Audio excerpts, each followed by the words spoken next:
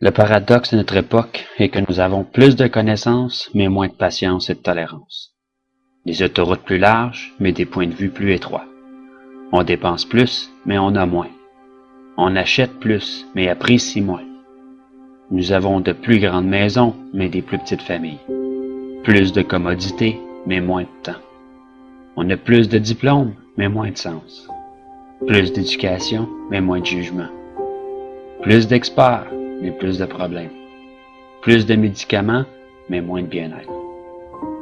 On boit bien trop, on fume bien trop, on dépense sans réfléchir, puis on rit pas assez. On conduit trop vite, on se fâche trop, on se couche trop tard, puis on se lève trop fatigué.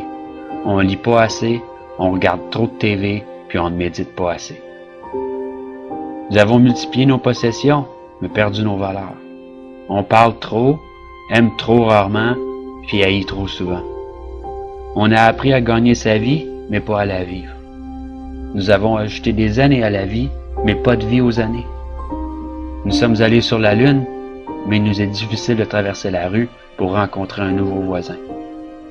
Nous avons conquis le cosmos extérieur, mais pas notre chaos intérieur. On fait des choses plus grandes, mais pas meilleures. Nous avons plus d'hygiène, mais nous avons pollué même notre âme. Nous avons conquis l'atome, mais pas nos préjugés. On écrit plus, mais apprend moins.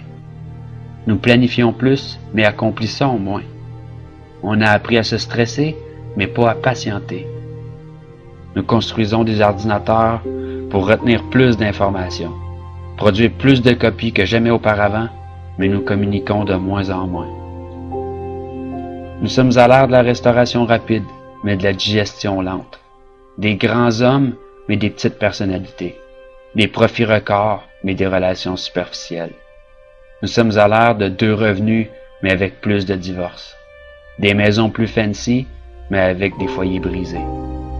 Nous sommes à l'ère des courts voyages, des couches jetables, des basses mœurs, des nuits sans lendemain, de l'obésité et des pilules qui font n'importe quoi, de donner du pep à endormir, à tuer.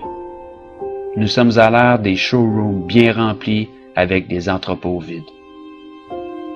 Rappelez-vous de dire « je t'aime » à votre partenaire et à vos bien-aimés.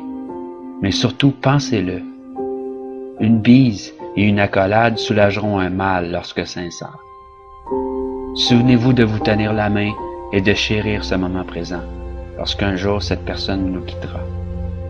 Prenez le temps d'aimer, de parler et de partager vos pensées précieuses. Et n'oubliez jamais que la vie ne se mesure pas au nombre de souffles que vous prenez, mais par les moments qui nous coupent le souffle.